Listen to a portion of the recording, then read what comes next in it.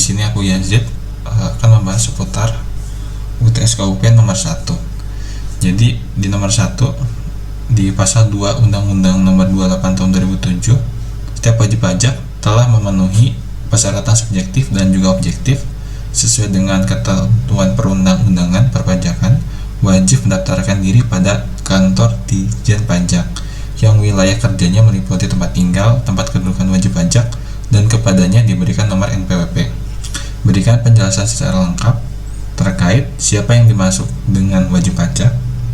Kedua, tempat pendaftaran untuk memperoleh NPWP. Dan yang ketiga adalah seorang istri wajib atau tidak wajib memiliki NPWP.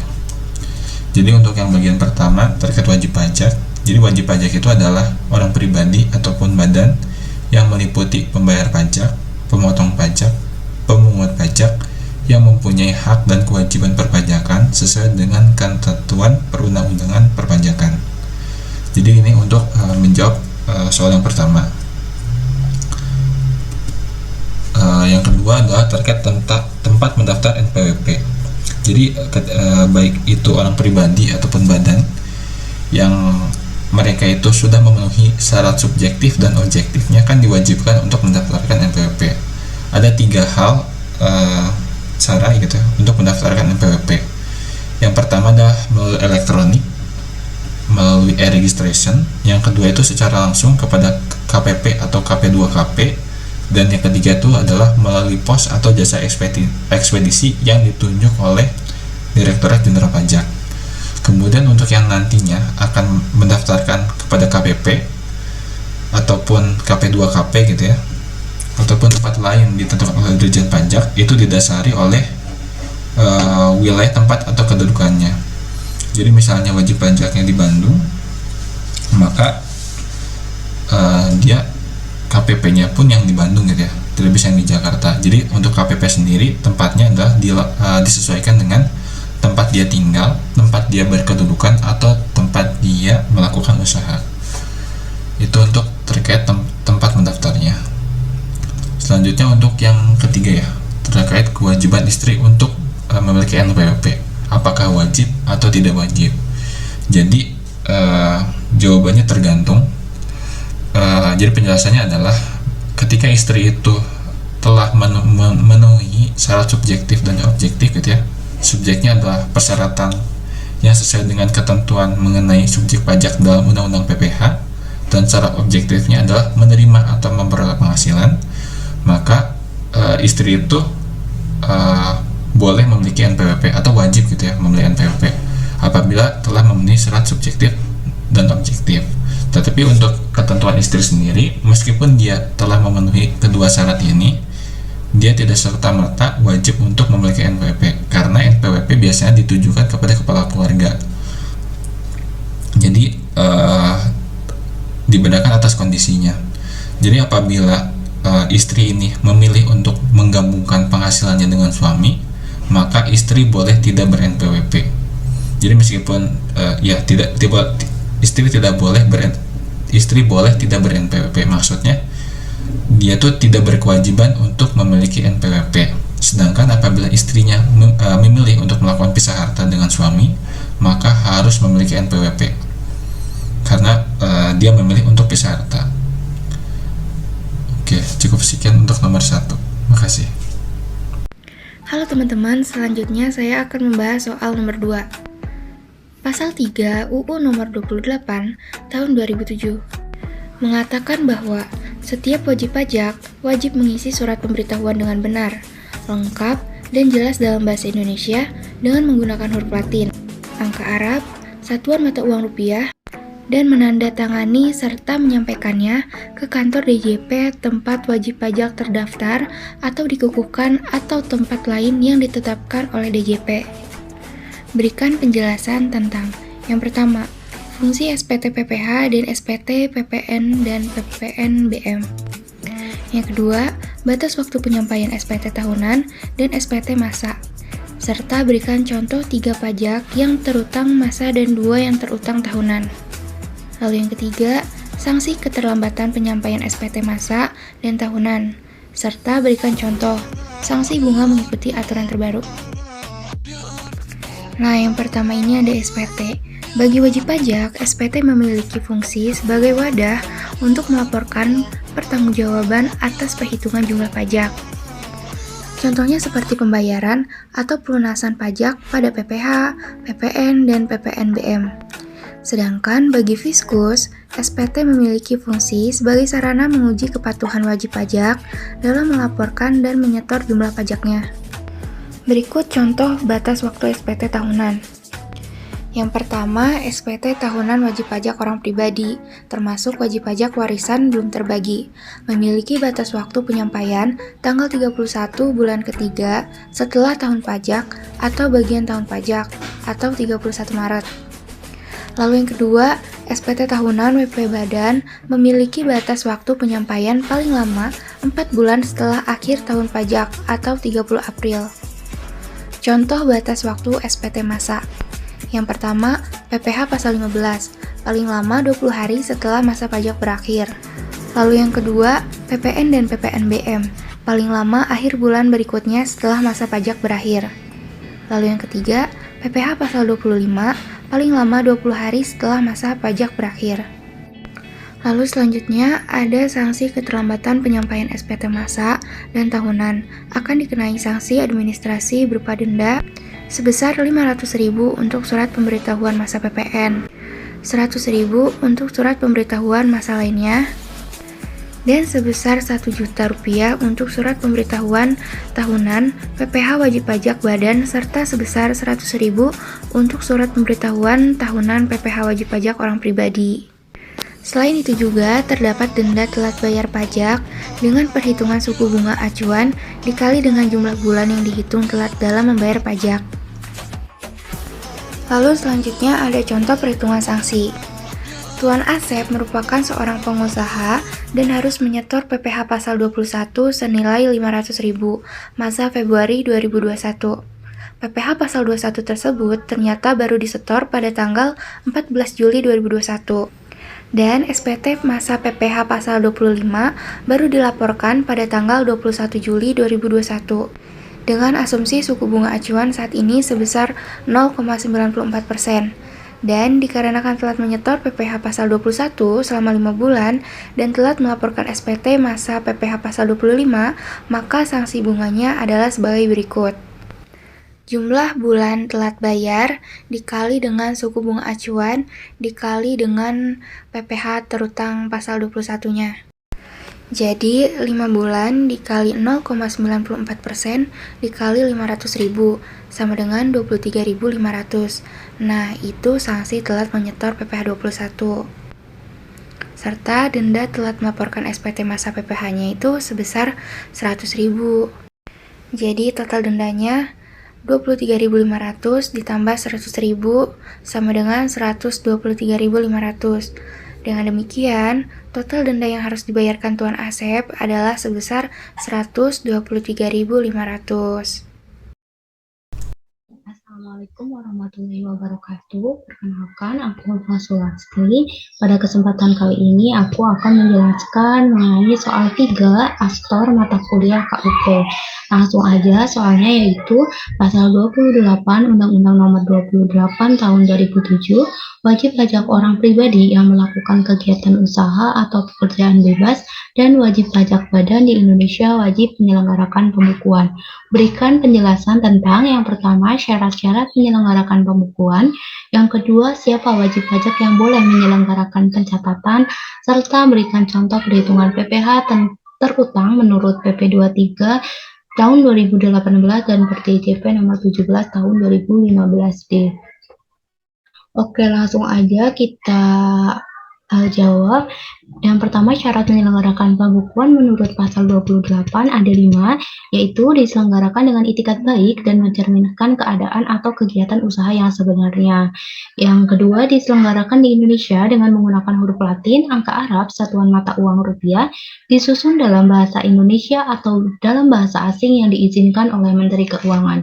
Yang ketiga, pembukuan dengan bahasa asing dapat dilakukan telah mendapatkan izin dari Kementerian Keuangan. Yang keempat, diselenggarakan dengan prinsip taat asas stelsel keuangan atau stelsel kas. Yang kelima, komponen pembukuan sekurang-kurangnya mencatat mengenai harta, kewajiban, modal, penghasilan, dan biaya, serta penjualan dan pembelian, sehingga dapat dihitung besarnya pajak yang terutang. Lanjut, yang kedua itu siapa yang boleh menyelenggarakan pencatatan? Yang boleh menyelenggarakan pencatatan adalah wajib pajak yang melakukan kegiatan usaha atau pekerjaan bebas yang peredaran brutonya dalam 1 tahun kurang dari 4,8 miliar. Dalam hal ini, wajib pajak dapat menghitung penghasilan neto dengan menggunakan norma perhitungan dengan syarat memberitahu ke DJP dalam jangka waktu 3 bulan pertama dari tahun pajak yang bersangkutan. Serta wajib pajak orang pribadi yang tidak melakukan kegiatan usaha atau pekerjaan bebas juga memiliki kewajiban untuk menyelenggarakan pencatatan. Lanjut ke contoh perhitungan PPh terutang menurut PP 23. Contohnya, PT Sale pada tahun pajak 2021 memiliki peredaran bruto dengan jumlah 4,19 miliar. Sementara jumlah penghasilan kena pajak atau PKP-nya adalah 720 juta. Maka jumlah perhitungannya adalah jadi di sini kalian langsung aja masukin ke rumusnya PPh terutang yaitu 50% dikali 22%. 22% ini norma pajak norma PPh badan dikali PKP-nya 720 juta sehingga hasilnya 79.200.000. Oke, sekian dari aku. Terima kasih. Wassalamualaikum warahmatullahi wabarakatuh.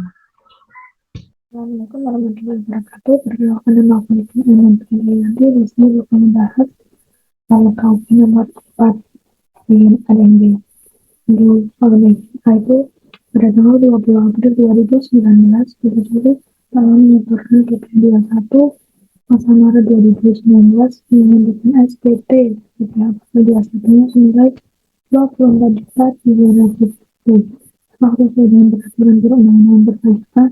Jika tidak, bagaimana penilaian?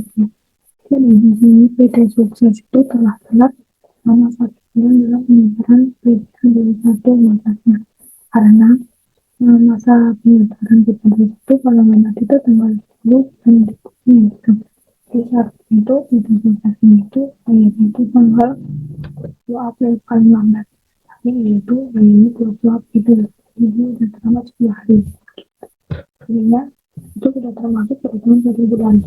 Karena untuk 2% itu berdasarkan ketentuan dari bukunya. Jadi 2 itu 1 kali 2%, jadi 24.300.000. Jadi sanksinya itu senilai 486.000.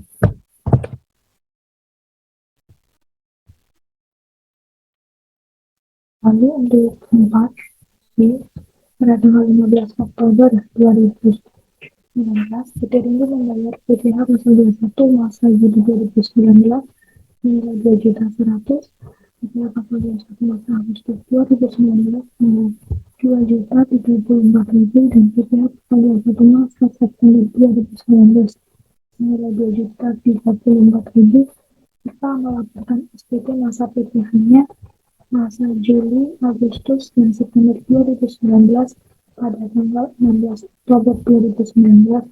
Hitung sanksi karena keterlambatan tersebut. Asumsikan suku bunga acuan itu 1,7%. Perhitungan sanksi keterlambatan itu jadi untuk sanksi penyetoran itu batas akhirnya tanggal 10 bulan berikutnya. Jadi PPh masa Juli 2019 PT itu sudah terlambat selama 2 bulan 5 hari. Jadi itu sudah termasuk dalam tahun 3 bulan. Tapi sebenarnya adalah 3 dikali 1,7% kali 2.100.000. Jadi PPh masa bulan Juli itu adalah 107.000. Terus untuk PPh masa Agustus 2019 yaitu terjadi terlambatan 1 bulan 5 hari. Itu sudah termasuk dalam 2 bulan. Jadi 2 dikali 1,7% kali 2.034.000. Jadi hasilnya itu senilai 69.000. Lalu untuk PPh masa September 2019 itu terjadi keterlambatan 5 hari. Artinya sudah termasuk dalam hitung 1 bulan. Tapi dikali 1,7% kali 2.034.000. Jadi sanksi itu sebesar 35.000. Sehingga total sanksi penyetorannya itu senilai 211.000. Lalu untuk sanksi pelaporan, batas akhir pelaporan itu adalah 20 berikutnya, dan untuk PPh masa Juli 2019 itu senilai 100.000. Kalau di sini itu sekali lagi lainnya. Terus untuk PPh masa Agustus 2019 itu 100.000. Lalu untuk PPh masa September 2019 itu tidak dikenakan sanksi karena ini itu belum terlambat, karena PP ini bayar itu pada tanggal 16 Oktober, sedangkan batas itu tanggal 20, jadi itu tidak dikenakan sanksi. Hingga total sanksi pelaporannya itu senilai 200.000. Maka dari itu total sanksi yang harus dibayarkan PP ini bulan itu sekitar 411.000. Sekian dari aku. Untuk pembahasan selanjutnya akan dijelasin sama Jessica.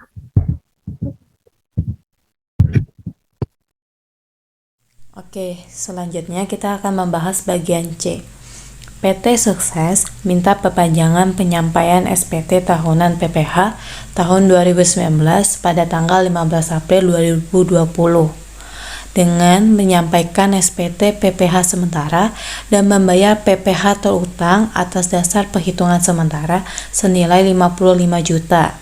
Pada tanggal 25 Juni 2020, PT Sukses menyampaikan SPT PPh tahun 2019 dengan perhitungan sebenarnya.